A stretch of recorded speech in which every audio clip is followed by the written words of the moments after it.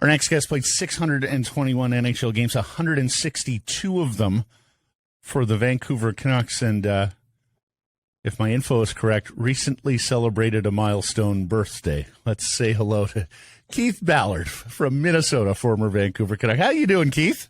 Doing well, great. Thanks for having me. You're more than welcome. The milestone birthday was a few weeks ago. How was it? It was great. Just had dinner with some friends, a few couples, and that was it. Tell us where we find you today and what you're up to these days. Live in Minnesota, just a suburb outside of Minneapolis. Wife, 3 kids, daughter's 12, boys are 9 and 6. Just like every parent with kids who are active, chasing them around, doing their stuff. I coach all 3 of my kids' teams. Wow. So, and is this Minnesota winter being a Minnesota winter? Finally it is, yeah. It's awesome. I love it. Other than the pain in the ass of, butt of plowing snow. Podcast. You're free to say whatever you want. Sometimes those words just slip out. Yeah. Oh, that's all right. Yeah, Keith informed us his next task today is the driveway with all the snow coming on down. Yeah. Hey, state of hockey and all that, and yet you're from Baudette, Minnesota. Yep. The walleye capital of the world. Fun. And your grandparents run a fishing lodge that goes back to 1961. How close were you to sending in your skates and going pro at angling, Keith? You know what? It's a cool family. It's gone generation to generation. My grandparents started it in 1961. My grandfather passed away when my dad was about 22 years old, and him and my mom bought the resort from my grandmother.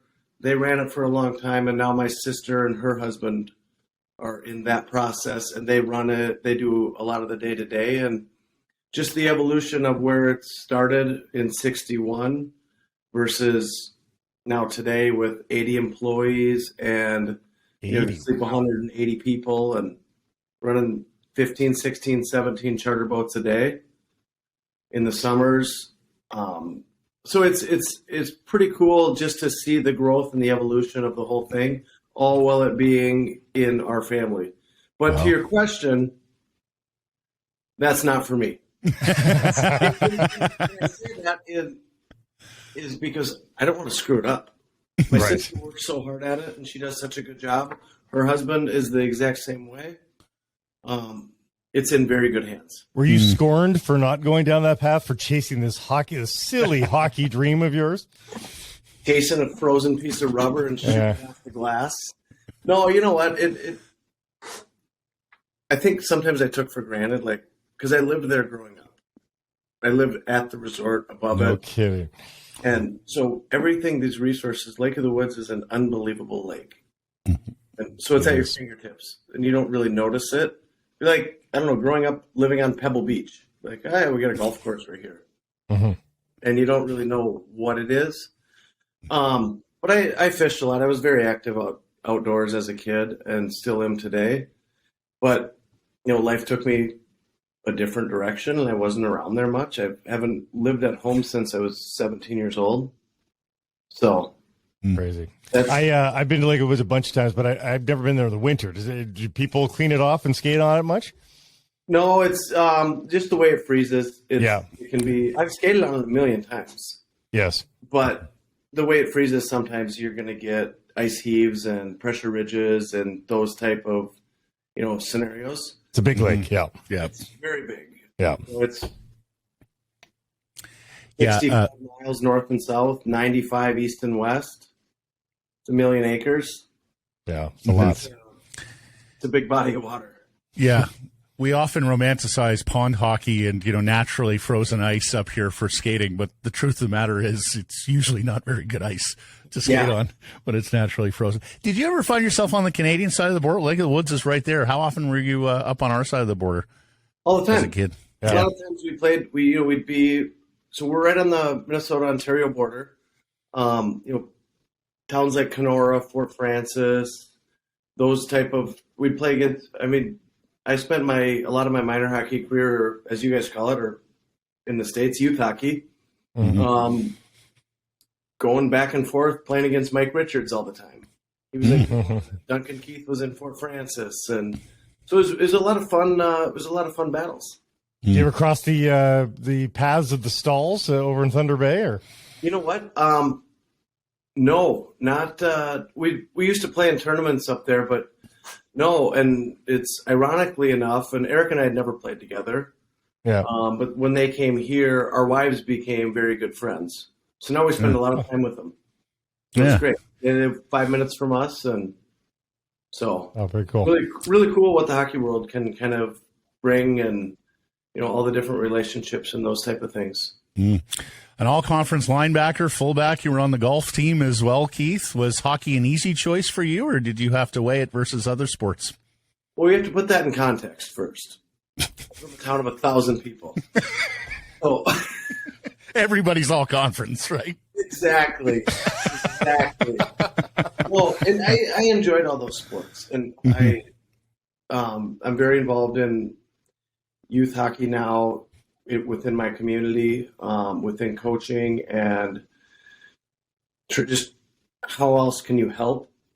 And the sad part is I see a lot of times is we have to just specialize in one thing. And if I had to do that as a kid, I would have hated hockey. Yeah. I loved the competition, the one-on-one battle of football. You against that guy. Golf, the mental aspect.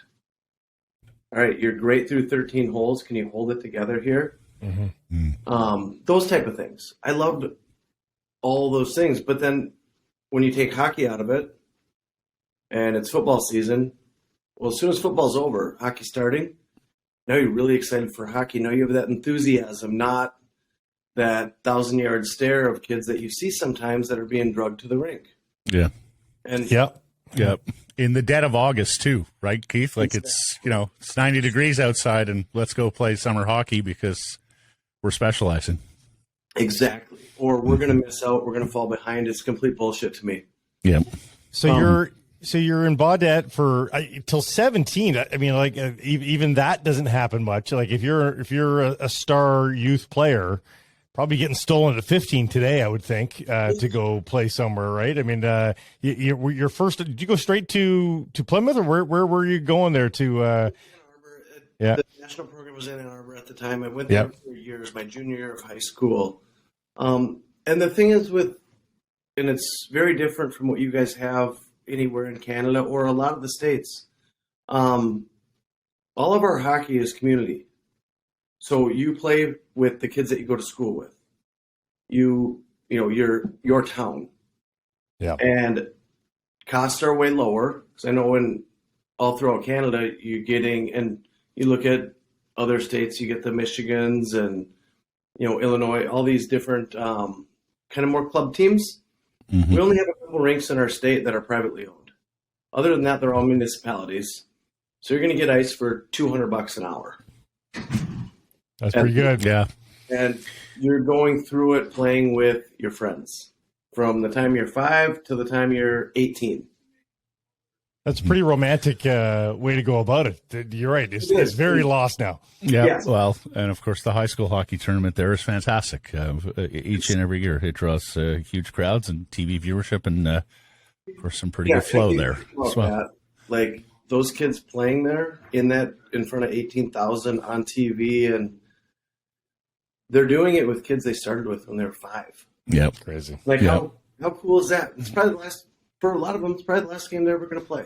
That's right. That's right. And they're playing for their classmates. No, it's fantastic stuff. You matriculate to the University of Minnesota. You're the 11th pick in the 2002 draft by Buffalo. And I read that you were surprised, Keith. Not a lot of prognosticators had you going there. And I read that even surprised you to be going that high. Shocked that I slipped to 11. I'm joking. No, I had. I was kind of thinking somewhere late first, early to mid second. And I don't know. I was so in the dark on all of this stuff. I never, up until that year leading up to the draft, I didn't even think about getting drafted. So when all this stuff starts unraveling, I had no clue. So we're just sitting there. I didn't know if I was going to go to the draft, but it worked out very well. I came off a really good team my first year at Minnesota, and we ended up winning. I was in a great situation there, with great people around me as far as coaches, teammates, all those things, and it was very helpful. You play for Team USA at the 2004 World Championships, Senior Worlds. You become the only collegian to score a goal in that tournament. And I read that was, what's that? I didn't know that. Yeah. Well, and I read that was something that sort of convinced you, okay, I can play pro hockey now. Yeah, I think just that whole process of being around those guys and seeing if I could play at that speed and think at that speed and compete at that speed. Obviously, there's, when you're young, it's so hard. There's so much to learn, and there's, you can go your entire career and there's still more to learn. But it gave me a little bit of kind of nudge that I'm not as far off as I maybe think I am. So in June of 2008, you get traded. Yep. You're right to get traded to the Phoenix Coyotes. Yes, Phoenix at that point, not a misstep. And you become one of the answers to a trivia question in some regards, in that you are one of the few players on the planet that has been coached by Wayne Gretzky. With Grant Fuhr on the staff and Rick Tocchet as well, so quite the star-studded coaching staff. What was that like, to know that you were landing in the desert to play hockey, and you're going to play for Wayne freaking Gretzky when you got there? For a young kid, again, and I was always kind of naive as a younger player because, like I said, these things I didn't think about growing up. I remember for a long time, and just talking to Wayne, and being around him, it was very hard for me to wrap my head around, right? That I'm going to see him every day, that we're having all these interactions. He treated me very well. He basically, I remember early in the season, he's like, go play. Just play. Don't worry about anything, just play. Did he want you to be Paul Coffey? Oof. Is that what he saw you, though? Were you going to be in his mold, the Paul Coffey? I don't know. He just, all he said is like, you're good at certain things, go do them. Yeah. And as long as you competed hard and those type of things, and I was naturally a competitive person, part of which I attribute to playing football in those, one-on-one physical battle type scenarios. But I remember one day we're playing at home, we're playing Colorado. I thought I played a really good game. So I'm half undressed, and he comes into the locker room. He's like, Callie, come here. I'm like, shit, I'm going down. Like, why else does the coach pull you out of the locker room? I didn't have my skates off yet. He was coming to my office. I go in there. It's him and Bobby Orr sitting in there. Him and Bobby Orr. And I'm still trying to get comfortable enough talking to my coach, Wayne, and now we got Bobby Orr in the mix. Oh. And what did they say? So it's just meet and greet with number 4? Most humble people in the world, right? And we just sat there and chatted for 5 minutes, and I left. Oh my gosh! But what cool, that he didn't need to do that at all. Yeah. Cool memory for me right now, sitting here at 40 years old, fat with gray hair, and I still have that memory. That's really cool. I can never do to recreate that. Wow, that's so cool. Score your first NHL goal in your first NHL game, and it's here at Rogers Arena, or I guess the GM Place at the time, against Dan Kluchke. John Shorthouse, unbelievable call on that. Have you heard it many times? No, but I think he mentioned it one time. Yeah, I was really good on that one. Yeah. What do you remember about it? Nothing, other than I know how the goal went, but that it's like any young player, right? You come in your first game, barely sleep that day. The whole game's a blur. All you think is, I'm surrounded all the time because it feels really fast, right? The adrenaline of game one for everybody, your brain's moving quicker. You're just wondering what the hell's going on out here. But looking back now, those are special memories. Did you I have find that NHL players usually have a perfect memory of most of their things, but for those early moments, is the adrenaline clouding some of the details? Oh no, I know exactly what happened. Do you? It was essentially right to left, and I dropped down on the left side and got it and went low blocker. There you go. It's funny though; it's very ironic. So when I played in Vancouver, I rented Dan Cloutier's place for 3 years. Oh, gosh. Wow. Yeah, I didn't get a discount on the rent either. You should have left behind a poster of you scoring that goal after you moved out. That would have been great. You were actually traded twice before you played in the NHL, and then traded again. The business of hockey came fast for you. What did you learn about it? How did it affect you? College, I had no clue. It was just somebody calls you in the summer and says, "Oh, your rights have been traded." And I'm like, "Okay, well, I know where I'm playing next year anyway. It's not with either of these teams, so it doesn't matter to me." And then going from Phoenix to Florida was really hard because I really enjoyed the group we had in Phoenix. We struggled. It was, it's like anything, right? You don't win, you make changes. And then going to Florida, just going from one. At that time, Florida wasn't a great hockey market and not a great team. So Phoenix, we were kind of lower in the standings. Florida were okay, a little better, but you've got those Sunbelt states where there's a lot of other things to do for people for entertainment. So unless you give them a reason to go, it's harder. And they're doing a really good job in a lot of these areas. Look at Tampa. Obviously, winning helps a lot, right? Yeah. They've got star power. Florida's doing the same thing. They're getting better and better. So that was hard because you always think, right? You're, again, going back to being naive, you always think like, oh, I'm going to be here forever. No one's ever really anywhere forever. Like you got a few. How many players have played, start to finish one organization? Not very many. No. Was it culture shock then, coming to Vancouver after two Sunbelt markets? Did you relish getting back to a hockey town? I was excited. I think partly because my experience in college being on successful teams and understanding why teams are successful, and I wanted that back. So it was good. The market, is Canada. If you go into it thinking it's going to be like Florida and it's going to be like Phoenix, and both which I had great experiences and I learned a lot of different things. If you go into it thinking it's going to be the same as that, you're an idiot. But yeah, so I was very excited, and unfortunately, I think for me, hockey-wise, it didn't work out the way I was kind of envisioning and hoping, but that's part of the deal. And I learned a lot. I'll tell you that for free. You had two struggling franchises before that, and then you go to a deep franchise that wanted you sort of as the final piece of the defense. But as a result, you don't get to do your normal thing. You don't get to be first power play or second power play because they got guys like Ehrhoff and Edler prowlings.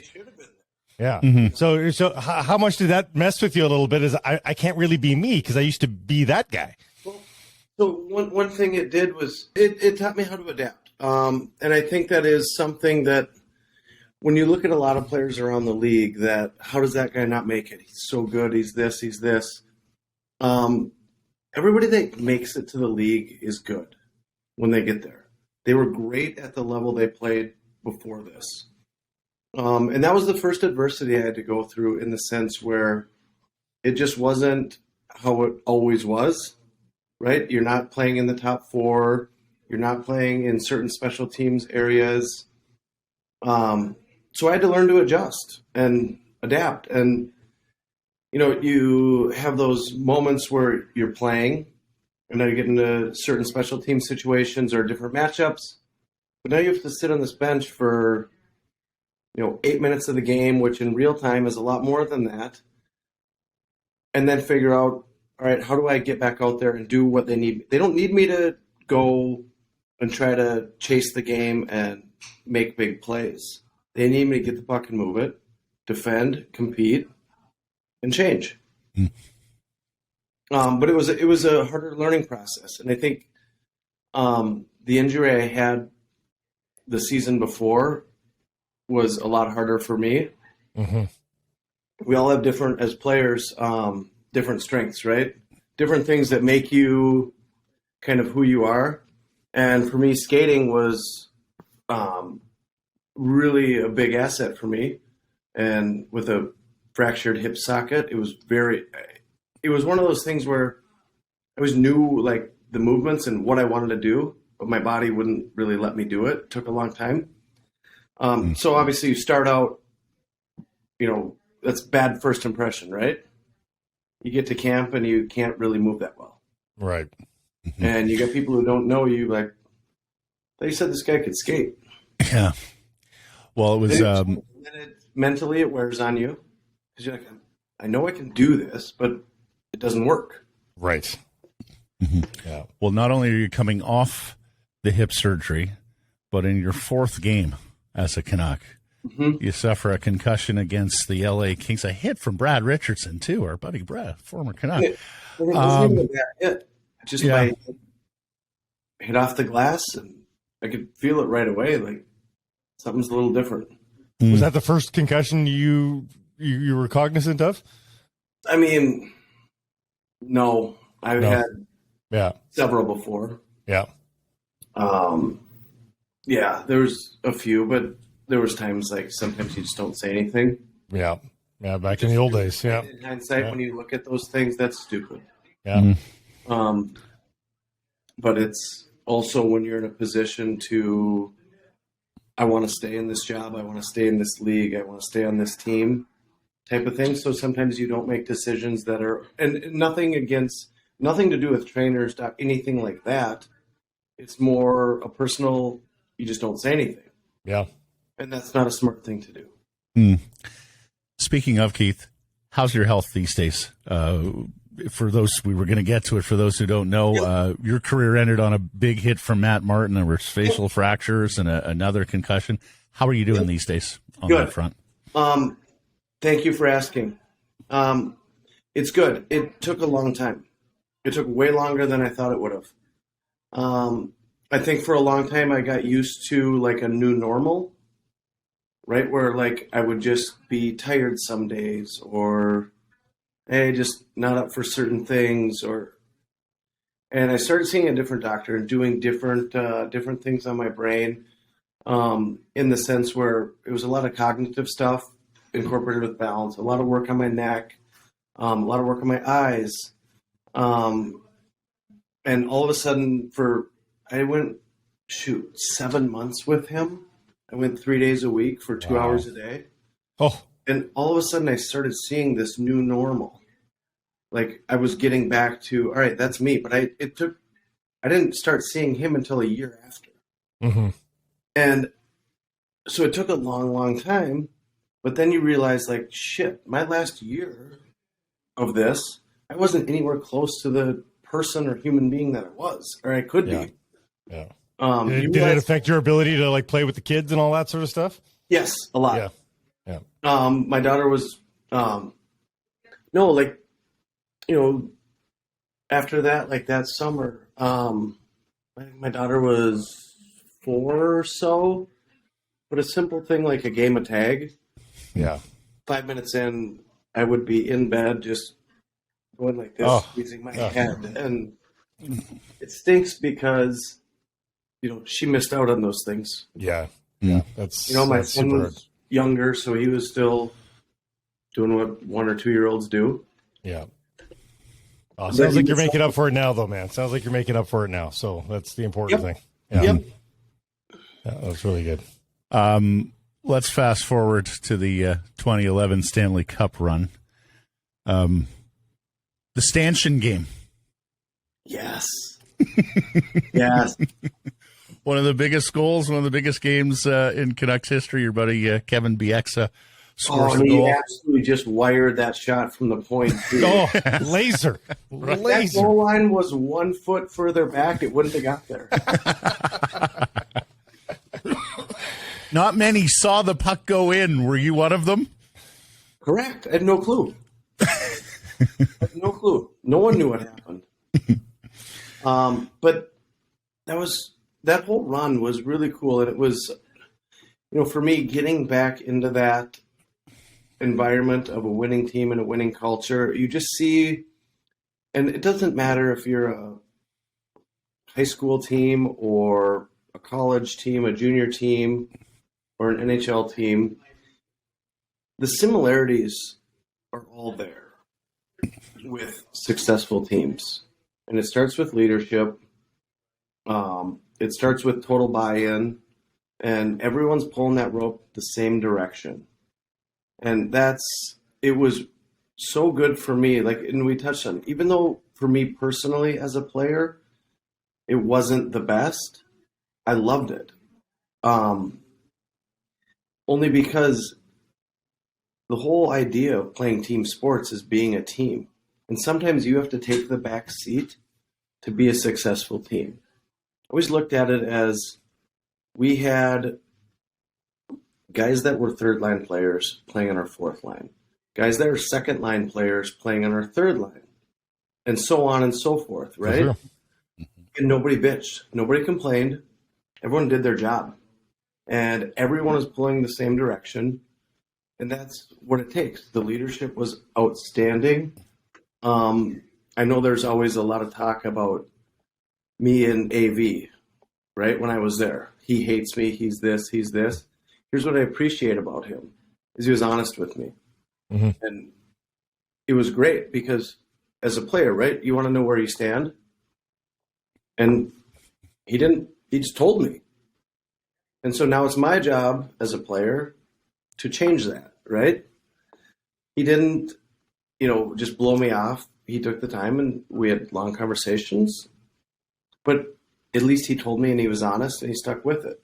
The other part I really liked there with him is he understood our group very well. He understood that with the Twins and Manny and Kevin and Hamhuis and Burroughs, all these, Lou, all these guys, he knew the leadership of them, so he didn't micromanage at all. He was very good at having a good read on our leadership and the capabilities of the group. And Hey, it's a team game, and through no fault of your own, you unfortunately didn't get to play on a lot of playoff teams. We mentioned Phoenix and Florida struggled a little bit, and by the time you got to Minnesota through health and all that sort of stuff, you weren't able to dip your toe in many games. So that was your big playoff run with the Vancouver Canucks. And even though you didn't play in a ton of the games, you played half the games. Were you still able to feel like I did that? I went on a deep playoff run. yeah, you know what? A friend of mine, Ben Clymer. Yep. I don't know what game it was. We were on the bus to Boston. I wasn't playing that night. We were going to the rink. And Ben was on the, was it 04 Tampa team? Yep. Sent me a long email about, because he was in the similar situation in Tampa. He's like, he's like, I was bitter, I was this. And he goes, trust me, if you guys pull this off, if you guys win, you won't feel any of those feelings. You'll be the happiest person in the world. Those type of, just encouragement, essentially. And if that's the way you look at it, like I said, it's a team sport. So not one, Zdeno Chara didn't win the Stanley Cup. Boston won the Stanley Cup, and he was a part of it. Mm-hmm. Just like the guy who played 8 minutes a game on the fourth line was a part of it. Yeah. Yeah. You played with a whole bunch of guys here in Vancouver. Tanev was one of them. Who did you think you worked best with on a defense pair? Great question. He is so easy to play with. Yeah. It's so easy to play Seems with. to be a kingmaker. Yes. Even as like a young player, Keith, like he just stepped in and looked like he belonged. The poise, the calmness, Kind of reminds me of like a Paul Martin, who Paul's a good friend of mine. It's just that quick, just get it, move it. Let's not get too out of control. Yes. And no, Chris was unbelievable that way. And he, I think he was great. And I'd like to say that I helped him, but he helped me a lot. And the fun part is he's a young kid and comes in, and we spent a lot of time together. Take him out for dinner anytime we went, different things like that. He was older than his years, right? Yes. Like he was a mature kid. Mm-hmm. Yes. And to have the poise coming in game one and just playing hockey, right? Not thinking about what stage you're on, who you're playing against. It's hockey, right? If the play's there, it's there, you make it. If it's not, you make a different play. And he didn't get convoluted in everything else around him. It was great. What did you make of the soap opera of the Stanley Cup final? All the to-ing and fro-ing and the war of words and pumping of tires and not pumping of tires. I mean, were you riding that roller coaster or what? No, that's all that gamesmanship type crap. I mean, at the end of the day, listen, we, for whatever reason, didn't play well in Boston. I'm not going to be one to sit and blame refs. I like to believe that just the way it was officiated. Because I know people, that's a narrative that was out there at the time. Mm-hmm. It's, as players, you get into that point in the season, you still have to play the game, right? Mm-hmm. It's a tough physical sport. Some things are called, some things aren't. I don't know if Tim Thomas's feelings got hurt, or whoever didn't pump whose tires. Chara's feelings are still hurt apparently because you guys were, doing the Stanley Cup parade with. Recently said you guys were practicing lifting the cup or something like that. Somebody sent me that clip. Either I wasn't invited, and both are very possible. We feel like we were around that cup final enough that we would have seen it too, Keith. Right. Don't worry. Like the practices were pretty well covered. If it's on the ice at a pregame skate at Stanley Cup final, it gets seen. how many media people are there? Oh, throngs. I think somebody might have thought. Yeah, exactly. You got a chance to play for the Wild, your home state team, before your career was up. Was that meaningful to you? Was that meaningful to the Ballard family that their boy was playing for the hometown team? Very. So for me, growing up, I grew up from St. Paul, 350 miles north. But it was still home.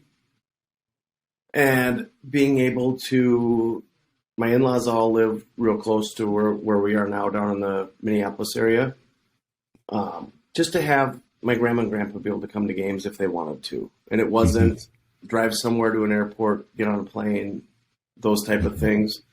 To have some friends around, it came at a good time. I was older, I was more mature. I wasn't looking to, let's go run around with your college buddies and those type of things. Provide some stability for the kids in the sense that we knew where we were going to live post hockey. So now they're in the schools and they're making friends and they're carving their own path through life with relationships and what have you. And so just the stability of all of that stuff was really good. Catch us up. You finished your hockey career. You go back to school, Keith. Finish your degree. Tell us about that. Yes. I was Billy Madison for a year. Went back to college. It was really good. I enjoyed it. Very different from when I was there. I was the only guy with a notebook versus a laptop. And we're not talking a notebook, a laptop. We're talking like a yes. notebook. What are these? Who am I kidding? I didn't take one note. Not one. That's how I did college too. The title, the date, perfect, and then a blank space. Oh boy! all these things, all these presentations are all digital anyway, so they send them to you. Yeah. Why the hell do I need to write notes about them? I'll just sit there and listen. No, it was good. It was good. I took some courses that I really enjoyed. I took some that were, I mean, why waste your time? But I got through all my credits, did that, did an internship the second semester with my old agent, Ben Hankinson, which was very good for me to, it was more about, there was two drivers on going back to schools. One, I can say to my kids, if I can't say to them, like, you got to finish school. Dad, you didn't. Now I'm a hypocrite. Yeah. And two, it kept me busy. It gave me something to do. It kept my mind going. And I figured out next steps in life. Working with Ben was great. We did a 6-month internship or something, and then rolled that into we had kind of a 1-year agreement with him, so I could kind of explore that side of the hockey life, the business. It was good. It was really good. It's just at that time my family was growing, and I can't chase kids around that aren't my own and trying to see if, going to watch 16-year-old kids and then talking to their parents and those type of things, and basically doing what agents have to do to be successful. Yeah. I have so much appreciation for Ben and Chris McAlpine after seeing them day to day. And everyone thinks, they just sign these big deals and, that's all they do. They spend so much time and work so hard for people that not many people in the hockey world know about, because they might be in the East Coast League or trying those type of things. Yeah, the clock's never off for these guys either. No, right? it looks glamorous at the draft, but, on a Wednesday night driving through a blizzard to see a 14-year-old play and hoping to talk to mom and dad post-game, that's not a lot of glamour there. Yeah, let's drive 5 hours, watch a game, only to talk to the kid for 5 minutes, and now turn around and drive home. Yeah. You're also the Gary Bettman of the Beauty League, which we knew well about because Brock Besser was a devout summertime player, which you must know Brock fairly well, no? I know Brock very well, yes. Yeah. Yep. It's that kind of came about when I was working with Ben. It was being kicked around, and I will be totally honest. Right at first, I said, "This is stupid. Nobody's going to do this." And I was the naysayer.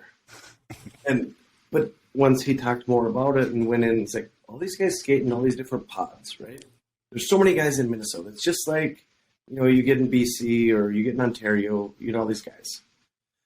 And he made really good points. And so it's been really cool. We've been able to grow it over the last 6-7 years. It's awesome. And we're able to raise a lot of money for charity. The guys get a good skate.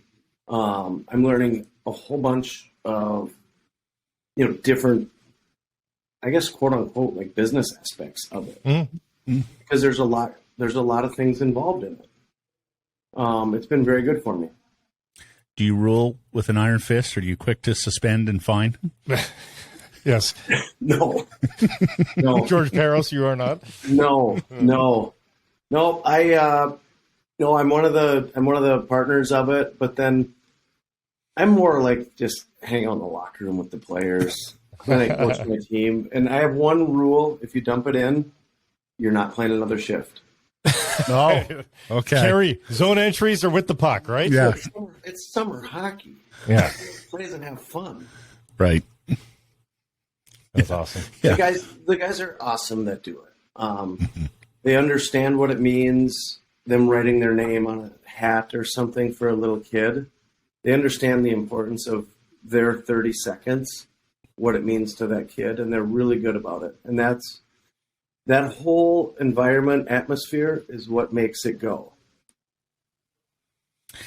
Well, let's bring this full circle. You were telling us just before we started recording, you're now Coach Ballard for the 3 kids. Tell us about life coaching your 3 kids. And it's fun.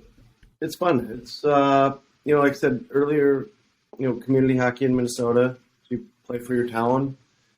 I coach my daughter's 12U team, and then my two boys are both mites. I've got one at the last year of mites. I coach his team, and then one on the beginning end of mites. So I coach his team. So you get all these different, experiences. I've got U12s that are girls that, are great kids. They're going through different changes in life and preteen and teenagers and those type of things. So you're navigating those waters, and then you've got the 8 and 9-year-olds that you never know what you're going to get. And then you've got, the 5 and 6-year-olds, so you kind of just adjust on with each group, and it's really fun for me. The expectations for one team is very different than the expectations for the next. Like for my youngest son, Will, for his squad, it's how much fun can they have out here today? Keep moving. Make them want to come back. High fives go a long way. Yeah. For my 9-year-old, it's all right. We're learning more about the game. We're learning a little bit more about positioning. We're doing a lot of skill work. We're moving. We're going to teach, values of respecting your teammates, working hard, those type of things, being a good listener. And they'll figure out hockey eventually, as long as I don't screw them up. Doesn't sound like you are, man. It sounds like you're doing all the right things. Wow. It's a lot of fun. I do truly enjoy it. Amazing perspective, Keith, and we're so pleased that you're doing better after the concussions and a hockey career that ended. Depends who you ask, too. What's that? That depends who you ask. Yeah. Right. Right. Thank you very much, sir, for taking some so time much. out with us. Loved reflecting back. Appreciate this. Happy holidays. Thank you guys for having me. Enjoy your holidays. Talk to you soon.